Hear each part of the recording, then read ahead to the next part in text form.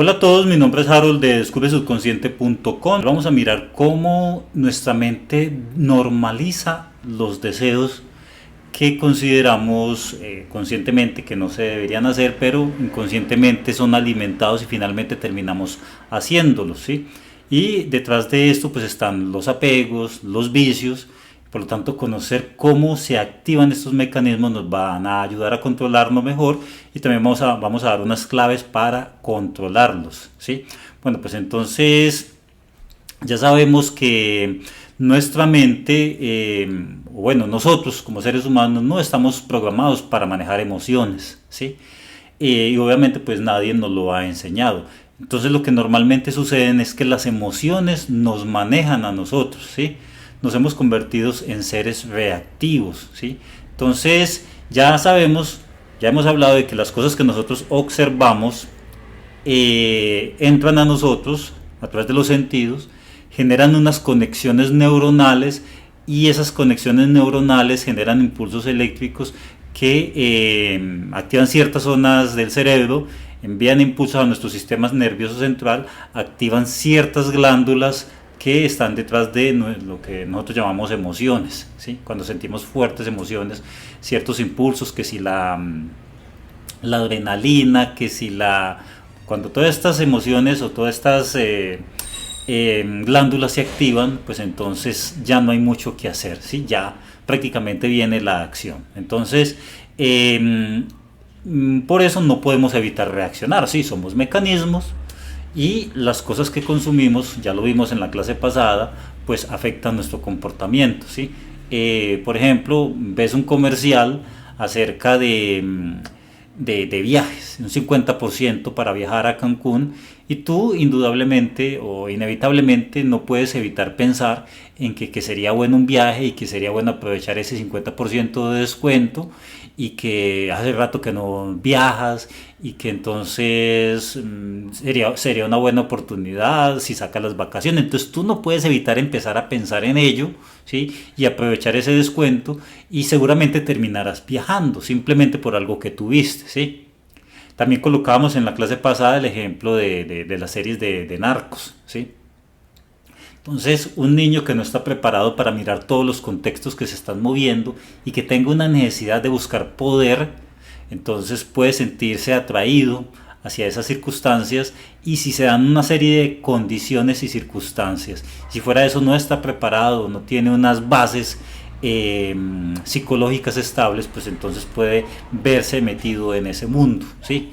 Por unas ideas que llegaron desde fuera. Ahora usted llegue y coloque este mismo ejemplo para cada una de las circunstancias que están afectando a su vida, ¿sí? Muchas de esas cosas fueron aprendidas, generó unos sentimientos en usted de lo que debía de hacer, y finalmente lo terminó ejecutando, ¿sí? Entonces hay que tener en cuenta con eso, ¿sí? Y nosotros, muchas cosas que recibimos en nuestra infancia, que fueron las primeras cosas que llegaron a nuestra vida, son las cosas que vamos aceptando inconscientemente, y ya a partir de ese conocimiento construimos todo el resto de nuestra vida. Entonces, fuertes impactos emocionales en la infancia afecta por el resto de nuestra vida nuestras decisiones, ¿sí? Y a no ser que ahora seamos conscientes de esos pensamientos o sentimientos, nos va a seguir afectando, ¿sí? Nos va a seguir afectando en nuestra vida diaria. Por eso decía Carl Jung, ¿sí? Hasta que el inconsciente no se haga consciente, el subconsciente seguirá manejando tu vida y lo llamarás destino, ¿sí? Y tiene toda la lógica. Si tú no eres consciente de todos esos mecanismos que mueven tu vida y de dónde surgieron, pues vas a seguir actuando siguiendo unos patrones de conducta inconsciente que te van a afectar de manera negativa, y te van a llevar por un destino del cual tú no eres consciente ni de dónde vienes, ¿sí? O qué te mueve y para dónde vas. O inevitablemente llegarás a un destino del cual no eres consciente, porque estás haciendo las cosas que haces, ni porque estás sometido a ciertas circunstancias, ¿sí? Entonces, bueno, empecemos a hablar acerca de cómo se forman esos deseos ocultos, ¿sí? Es inevitable que muchas cosas nos produzcan deseo, ¿sí? ¿Por qué? Porque tú eres un ser humano, ¿sí? No eres una máquina insensible, sino que tienes sentimientos. las cosas que tú ves te producen. Por ejemplo, eso del viaje, pues obviamente, si tú ves algo y te da la oportunidad, pues tú terminas viajando, ¿sí? Lo mismo que la esposa, por ejemplo, de alguien, de una amistad, de un vecino, puede producirte ciertos deseos y es normal, tú sientes deseos, ¿cierto? Porque te atrae esa persona, ¿sí? O por ejemplo las drogas, ¿sí? Tú puedes sentir el deseo de consumirla porque hay alguien con la que estás saliendo y esa persona consume drogas y tú por querer impresionar a esa persona pues puedes verte arrastrado a hacer eso de alguna manera, ¿sí? No lo hacen más que todo por ti mismo o por probarlo a ver qué tal, sino por complacer a esa persona o por ejemplo complacer a una persona que consideres que por ejemplo los niños en los colegios, esos muchachos así que son los más duros y más rudos, pues entonces lo consumen y estos buenos niños terminan en este mundo de las drogas, por así decirlo, ¿sí? Entonces es inevitable, hay muchas cosas, muchos mecanismos que están detrás de nuestros deseos, muchas cosas que nos incitan a actuar de cierta manera, por ejemplo el orgullo, ¿sí? Muchas veces compramos cosas que no necesitamos simplemente por aparentar y sentirnos de que somos personas que los demás admiran por hacer ciertas cosas, ¿sí? Muy bien, entonces en la clase anterior, en la clase 8 habíamos hablado acerca de una cantidad de mecanismos, ¿sí? Creo que es la clase 8, sí, sí. Bueno, hay una cantidad de mecanismos que nos llevan a actuar de cierta manera, ¿sí? Por ejemplo, hablábamos que uno de los mecanismos en nuestro interior es el instinto de protección, ¿sí? Que nos hace protegernos y agredir a quienes sea que veamos como una agresión, ¿sí? Entonces, así existen cientos de mecanismos en nuestro interior. Bueno, en esa clase mencionamos como 20, creo, ¿sí? Entonces existen muchísimos más seguramente que nos hacen actuar de ciertas maneras, ¿sí? Entonces tú, por ejemplo, conscientemente puedes no querer hacer algo, pero tu deseo sí quiere, ¿sí? Ese es el bendito problema. Entonces cuando tú tienes deseos que no son buenos, ¿sí? Como por ejemplo un niño que haya sufrido, no sé, algún tipo de violencia cuando un niño le generó ciertos traumas y cuando es grande se le empieza a surgir un deseo de hacer cosas agresivas, ¿sí? Maldadosas, entonces simplemente lo niega, ¿sí? Lo niega mentalmente, no lo quiere aceptar porque obviamente a nivel de conciencia moral pues no es bueno, ¿sí? Entonces así sucede con muchos de nuestros sentimientos, simplemente los negamos, ¿sí? Negamos que sentimos eso y evitamos pensar en ello.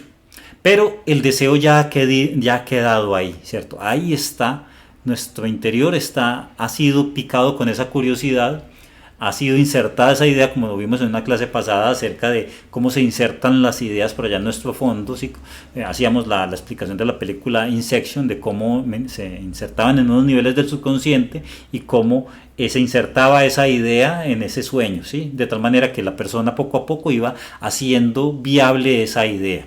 Entonces, el problema es que nuestra mente va normalizando esos deseos, como ya los vamos a ver más adelante en otro punto, ¿sí? Entonces una vez el deseo se queda ya insertado, entonces en la medida que nosotros lo vayamos sintiendo vamos normalizándolo, ¿sí?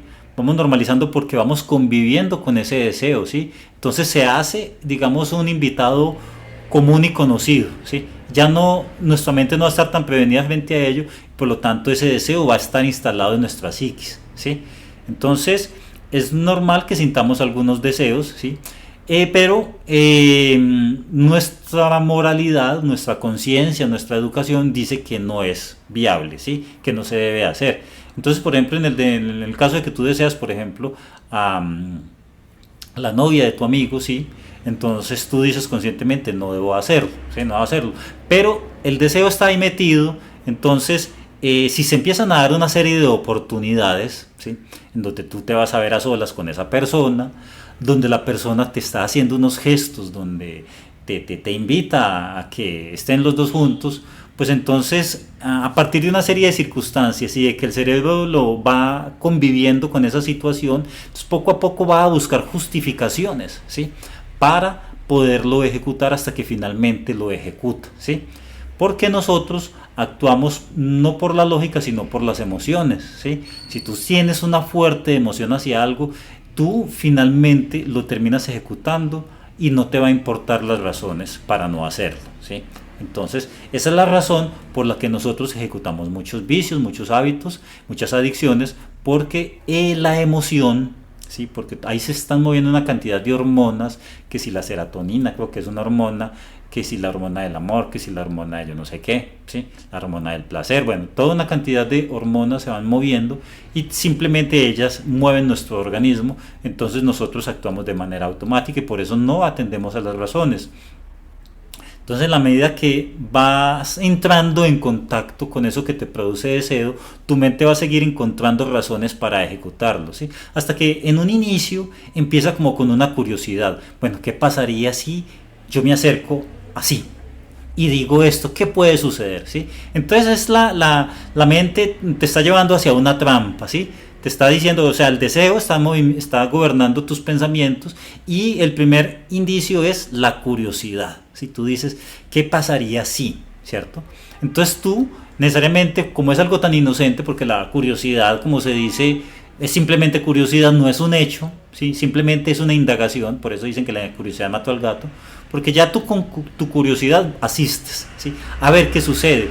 Entonces, ya dices en una próxima ocasión, en la medida que vas satisfaciendo la curiosidad, vas diciendo, ¿y si pruebo esto de cierta manera? ¿Y si me acerco? ¿Y si digo esto? A ver qué sucede, a ver, como por simplemente probar una cosa. Tin, lo prueba y le quedó sabiendo ese pequeño sabor, ese pequeño indicio, hasta que finalmente tin, se va arrastrando, se va yendo, hasta que lo ejecuta, ¿sí? Entonces, hay que tener en cuenta que es la manera en que nosotros actuamos, ¿sí? Entonces, ¿cómo suceden nuestras acciones?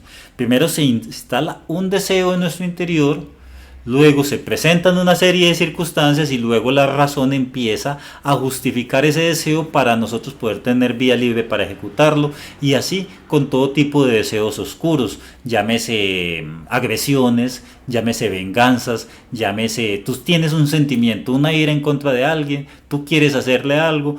Tu mente consciente te dice, no es bueno, hay que ser civilizados, hay que perdonar, hay que comprender, pero tu emoción está ya latiendo en tu interior y simplemente va a ir arrastrándose poco a poco hacia la satisfacción de ese deseo, ¿sí? Y por eso es que ejecutamos tantas cosas que muchas veces nos salimos repitiendo después de por qué yo hice esto, ¿sí? Entonces hay que tener en cuenta eso. ¿Por qué no podemos escapar de muchas circunstancias? Ahora hablemos de este tema, ¿sí? Porque nuestras creencias justifican las acciones a las cuales estamos atados, ¿sí? Ya hemos hablado en la clase 8 de todos esos mecanismos que se mueven detrás de las emociones y también hemos hablado de los sistemas de creencias, ¿sí? Tú tienes unos tipos de creencias que sostienen toda tu actividad, toda tu personalidad. Si tú cambias tu sistema de creencias, cambia tu personalidad y cambia también tus circunstancias, ¿sí? No es el mismo sistema de creencias, por ejemplo un sistema de creencias de alguien que se dedica a estudiar y a trabajar duro día a día, a un sistema de creencias de un pandillero, ¿sí?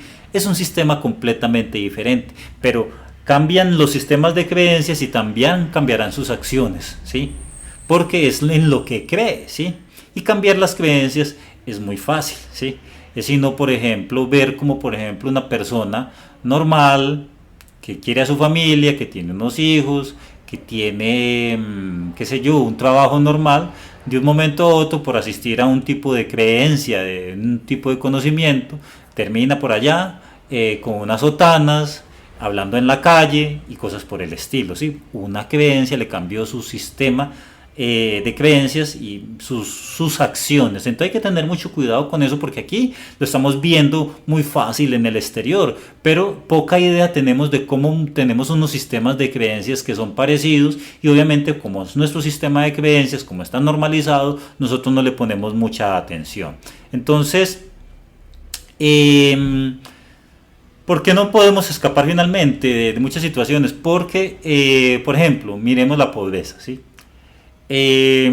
Tú puedes estar sostenido en unos sistemas de pobreza porque inconscientemente sabes que eso implica una cantidad de sacrificios que tú no te sientes en la necesidad, ni quieres hacer ese esfuerzo. que justifica hacer todo ese esfuerzo para conseguir eso, ¿sí? Tú vas a decir, trasnochar, levantarme a las 4 de la mañana, renunciar a tales cosas, no, que va, pues inconscientemente obviamente, por lo tanto necesitas un argumento, una razón para justificar esa acción, y la manera más fácil pues obviamente diciendo que eres humilde, ¿sí? La humildad ya justifica entonces tu pobreza. Puede ser una de las tantas razones, porque hay más razones como lo veremos más adelante en esta clase.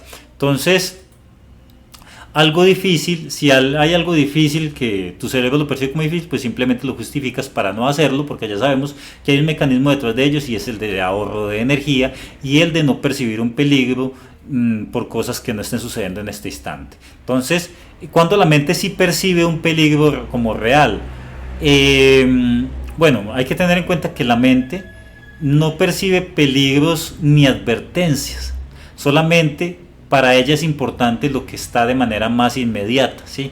Entonces, entre más se repita un evento, más se va a ir normalizando de tal manera que no lo va a ver ni difícil ni peligroso, ¿sí? Entonces, para que algo la mente lo perciba como real, un peligro real, es que sienta un dolor, ¿sí? Ese dolor le obliga a salir de ahí. Entonces tú, por ejemplo, conscientemente puedes pensar que tu trabajo no te satisface, ¿sí? Pero tú estás acostumbrado a hacerlo, ¿sí? Y a no ser que suceda un evento trágico en tu trabajo que tú digas, no más, no aguanto más y me voy, tú no te alejas de esa situación, ¿sí? Entonces hay que tener muy en cuenta eso. Ahora bien, ¿cómo la mente se acostumbra a un dolor? ¿Sí? Bueno, la mente se acostumbra a un dolor porque, miremoslo con esta parábola de la rana, yo la escuché por alguna vez por ahí, que una vez, por ejemplo, si tú quieres cocinar una rana, pues entonces puedes meterla a una olla, la olla está apagada obviamente, pero le empiezas a subir la temperatura poco a poco, ¿sí? De tal manera que la rana no salta, porque si tú metes una rana en un agua caliente, pues ella siente el quemón y sale de una vez, ¿sí? Mientras que tú, por ejemplo, la metes en el agua está fría, le vas aumentando poco a poco la temperatura, y la rana poco a poco va adaptando su cuerpo a la temperatura, ¿sí? De tal manera que cada vez le puedes ir subiendo un poco más y la rana no lo va a detectar, la subes, la subes, la subes, la subes, y de un momento a otro tienes un sancocho de rana, ¿sí? La rana fue cocinada sin que ella se diera de cuenta. Y así hay muchas circunstancias en nuestra vida, ¿sí? Muchas circunstancias que al principio nos pareció muy dura, pero debido a que estamos obligados a estar en ese tipo de circunstancias, las hemos normalizado, nos hemos acostumbrado y ya le hemos encontrado como el sabor, ¿sí? Pero ya estamos cocinados, ¿sí? Ya formamos parte de esa circunstancia, ¿sí? Ya no somos un agente externo a la circunstancia, sino que ya somos los que la provocan inclusive, ¿sí? Porque ya nos hemos acostumbrado. Y lo mismo sucede con paradigmas culturales. Poco a poco llegan conocimientos a nuestra mente de parte de la cultura, de ciertas cosas que quieran generar tendencia, como por ejemplo en la moda, ¿sí? Insertan un tipo de moda, insertan un tipo de música, y tú al principio, bueno, sí, pero poco a poco se va normalizando, ¿sí? Hasta que muchas cosas en la sociedad, en la cultura, se ven como normales, pero realmente son perjudiciales, pero no aceptamos su perjuicio dado de que la hemos normalizado, como por ejemplo el tema del azúcar, ¿sí? Se han hecho ya, yo creo que TikTok, YouTube, Instagram está lleno de contenido acerca que habla de los peligros del azúcar, y gente diciendo y todas esas cosas, pero ya se ha normalizado. Entonces estamos consumiendo un veneno que no sabe bien, pero nosotros lo hemos normalizado y lo aceptamos y convivimos con ello y no hacemos nada en contra de ello porque es normal. Ahora imagínese usted en cada una de las circunstancias de su vida. Entonces, la solución sería salirse de esa situación, obviamente, despegarse, ¿sí? Pero tu mente no lo va a permitir porque primero que todo es invisible, ¿sí? Es invisible, y finalmente cuando tú convives mucho con algo, ¿sí? Así sea que en un inicio sea doloroso, tu mente va a justificarlo, ¿sí? Va a encontrarle como un placer, ¿sí? Porque hay que entender que tu mente no es masoquista, ¿sí? Tú no puedes convivir mucho tiempo con una situación que te produce dolor sin quebrarte, ¿sí? Entonces, ¿qué hace tu mente? Le encuentra un placer a esa situación, ¿sí? Tiene que hacerlo para poder convivir con ello, ¿sí? Entonces, ya la mente le encuentra placer a convivir con eso y se acostumbra y ya le es muy difícil salir de ahí. Y por otra parte, pues no salimos porque no tenemos ni el conocimiento ni la fuerza para salir de ello, ¿sí? Entonces, para salir de ello, pues tendríamos que, digamos, aprender a desadaptarnos, soltarnos de eso y generar nuevas asociaciones mentales, nuevos conocimientos que nos permita ser conscientes de esa situación y otros conocimientos para hacer otro tipo de cosas, ¿sí? Entonces, es eso. Por ejemplo, miremos el tema de alguien violento, ¿sí? Al principio, vivir esa niñez en medio de esa violencia le genera mucho dolor, pero luego le va encontrando gusto, ¿sí? Y va encontrando conocimientos, va buscando conocimientos que reafirme ese placer sádico que tiene, ¿sí? Por ejemplo, el fuerte sobrevive y el débil perecerá. Ese tipo de conocimientos que a veces se ven en ciertas series de anime o en libros. Entonces, uy, esto me gusta, este conocimiento, me gusta porque me hace sentirme fuerte y por lo tanto justifica la violencia, ¿sí? Y así sucesivamente. Por ejemplo, con la pobreza, alguien puede querer salir de la pobreza, pero le encontró placer a la pobreza. ¿Por qué? Porque tiene un argumento mental que le dice, es que mire, son pruebas y como son pruebas usted vive así y usted se va a hacer una persona más moralmente superior, una persona más fuerte y por lo tanto usted sigue en la pobreza porque hay algo que está atándote a esas circunstancias, ¿sí? Entonces, hablemos de cómo vivimos con una emoción, ¿sí? Cómo esa emoción negativa pasa a formar parte de nuestra psiquis, de nuestra estructura mental y de nuestra personalidad. Imaginemos, por ejemplo, que alguien llega y lo visita a su casa, ¿sí? A su apartamento. Imaginemos una visita, pero esa visita es desorganizada, ¿sí? Deja las cosas de cualquier manera, no lava la ropa, no lava la loza, no hace nada, pone música todo el día y tú tienes que cambiar parte de tus hábitos para adaptarse a ese nuevo visitante, ¿sí? Pues entonces así funciona igualmente con una idea equivocada y con una emoción equivocada, ¿sí? Se instalan en nuestra psiquis y ya a partir de ahí pues ya es muy difícil sacarlas, ¿sí? Porque empiezan a reestructurar nuestra mente, a justificar algunas acciones, nos vamos acostumbrando, nos vamos normalizando y finalmente para no entrar en pelea todo el día con esa persona, así como cuando hay un visitante, para no estar peleando, nosotros tenemos que ceder ante ese visitante. Y así con los conocimientos que llegan a tu mente, tú simplemente terminas cediendo y aceptando ciertas cosas, ¿sí? Entonces, el otro tema de cómo surge esa emoción es que los hábitos son subconscientes, ¿sí? Los hábitos cosas que se van repitiendo, ya pasan al subconsciente porque la atención no se va a fijar en cosas que ya está repitiendo una vez, no necesita estar invirtiendo energía en eso, ¿sí? Entonces, lo que se va repitiendo genera una manera de pensar, unas emociones que finalmente se terminan convirtiendo en acciones y esas acciones se van repitiendo y ya forman parte de nuestra personalidad y no nos vamos a dar de cuenta, ¿sí? Por eso terminamos haciendo lo mismo siempre, ¿sí? Porque ya nos es difícil hacer otro tipo de cosas, ya nos hemos acostumbrado, hemos generado una estructura de acción, ¿sí? Entonces, bueno, es eso. Hablemos entonces de cómo funciona el apego, ¿sí? Nosotros ya sabemos que hay muchos objetos de deseo, ¿sí? Y todos los objetos de deseo, sean cual sean, funcionan con los mismos mecanismos, ¿sí? Llámese una adicción, un vicio, un hábito, un placer por una lectura, por ejemplo, o incluso el amor, ¿sí? Todos funcionan bajo unos mismos mecanismos y es en el que la mente se recrea y le gusta recrearse en ese objeto de deseo, ¿sí? Entonces, entre tú más piensas que en algo te produce placer, mucho más deseo tienes de hacerlo, ¿sí? Más, digamos, hormonas se despiertan, más dopamina, más de este tipo de hormonas. Si es la dopamina, creo que es la dopamina bueno, sí, hay tantas hormonas por ahí que generan cierto tipo de deseos y vas generándose esa acción y no recreamos lo malo, ¿sí? Cuando nosotros estamos enamorados, por ejemplo, de alguien o estamos adictos a una cosa, lo que hacemos es justificarlo para evitar salir de ahí, ¿sí? Entonces, esto va generando también una dependencia emocional, ¿sí? En la medida que tú vas interactuando con ese objeto de deseo, se van generando nuevas estructuras, se convierte en una manera de ser y de vivir y de pensar, ¿sí?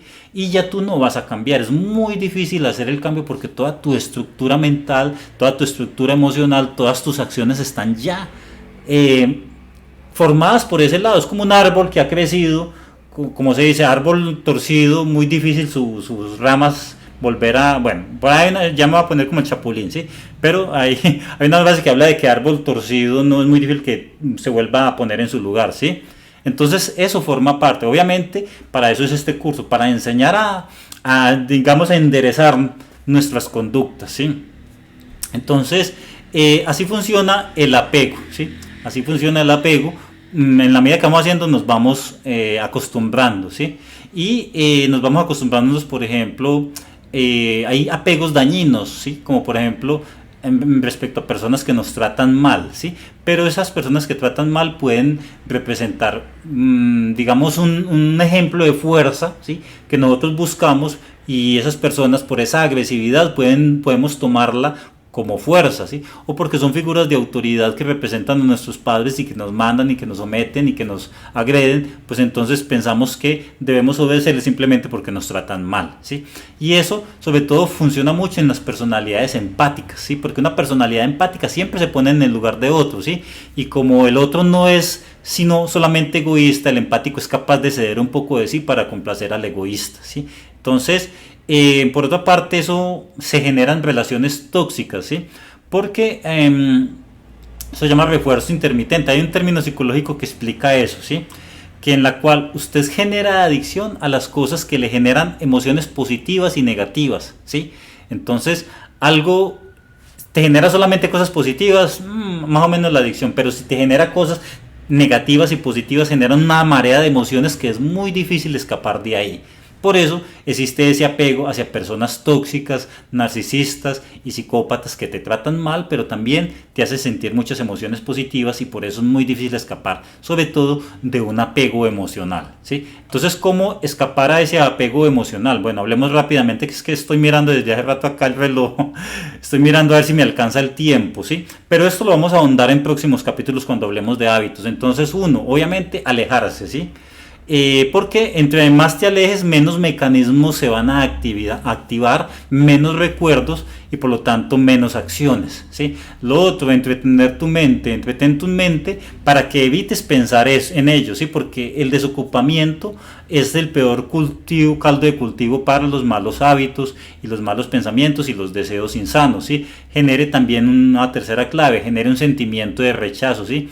Entre más tú recrees no lo positivo ni lo bueno, sino que recreas lo malo y de por qué no te conviene, más fácil te va a hacer rechazarlo. Es decir, tú te acuestas en tu almohada y empiezas a pensar en por qué no deberías hacerlo, y así va generando un sentimiento de rechazo hacia ello, ¿sí? Lo cuarto, conciencia de cuando surge ese apego, surge ese deseo, ¿sí?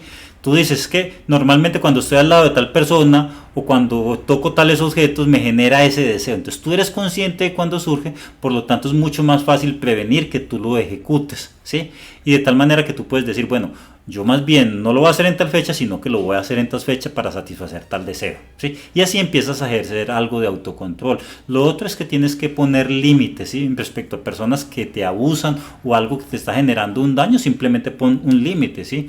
Tienes que tener límites muy claros en tu vida, ¿sí? Límites respecto a tu tiempo, a tu dinero, a tu respeto, a tu dignidad. Cuando alguien sobrepasa cierto tiempo que tú no quieres que te consuman, cierto dinero que tú no quieres que te gasten, cierto respeto que no quieren que te respeten, pues entonces tú dices hasta acá, ¿sí?